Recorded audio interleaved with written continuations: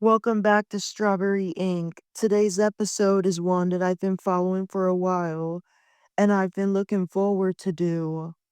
And it's about something that did not just disappear when the headlines faded, it evolved. Christianity has been discussed for so long, and these topics are becoming more common in this era. About a year ago, on July 5th, 2025, I released an episode and even made a video to post it to the Strawberry Ink YouTube channel discussing a cult in Columbus, Ohio, run by Asians.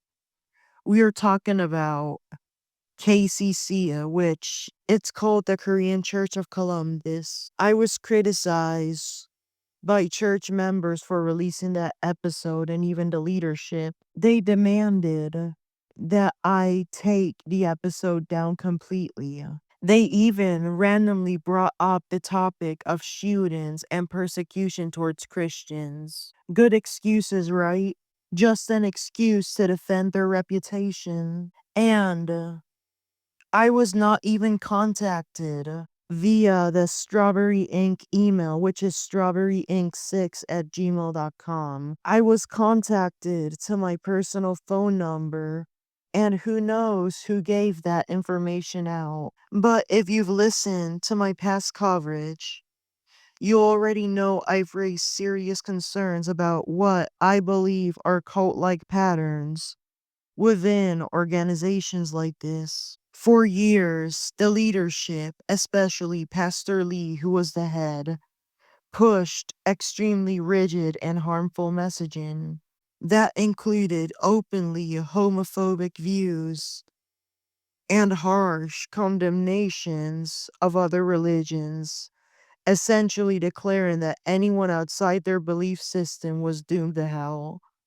That kind of rhetoric message does not just isolate members, it creates fear, dependency, and control. And things would start to fall apart.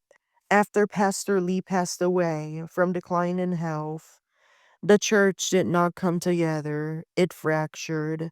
Leadership began fighting over who would take control. What followed was not just disagreement, it escalated into full blown conflict. Police were called at one point. Different factions within the church actually sued each other, leading to a legal battle in the federal court in Columbus, Ohio. Yes, one group sued the other. There were attempts to settle the lawsuit, but one of them really stuck. What's especially concerning is that church members were pulled into chaos. They were asked to vote on settlements, especially becoming participants in leadership disputes they likely did not sign up for. Some were even newer members who had not been involved when all the chaos started and when the lawsuit was filed. Instead of stability or guidance, there was pressure, division, and ongoing drama. During this period, one of the most popular pastors resigned in October 2024.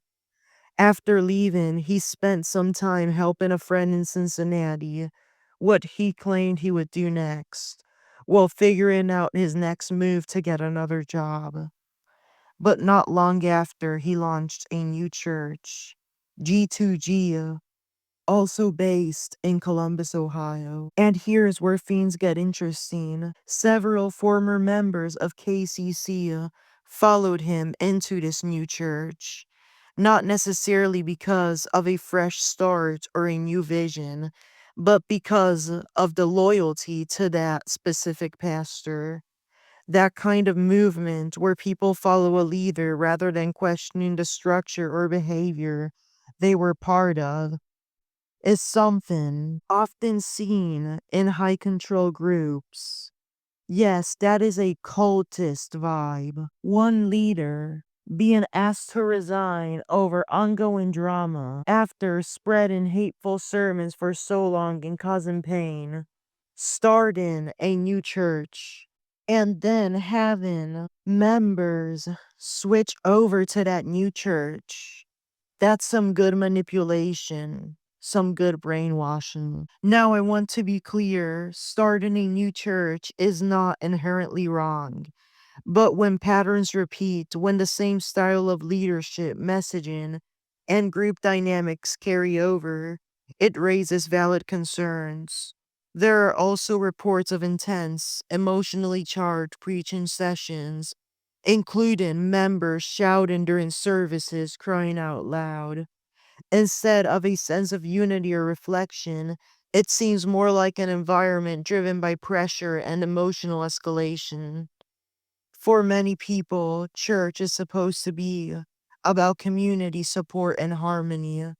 When that's replaced with intensity and division, it's worth asking why. At the end of the day, this is not about where people come from or their background. It's about their behavior, accountability, and the impact on the people involved.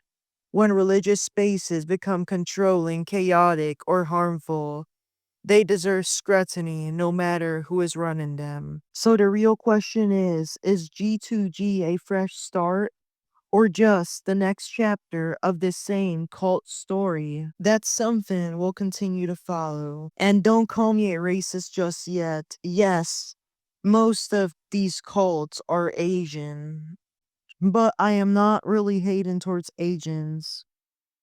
I just have a trauma, a spiritual abuse. I believe that if you are an immigrant group going to spread these hurtful messages and to start a cult for the wrong, even if you think it's right, I believe if you have any documentation, a visa or a green card that's keeping you in the United States, that should be revoked.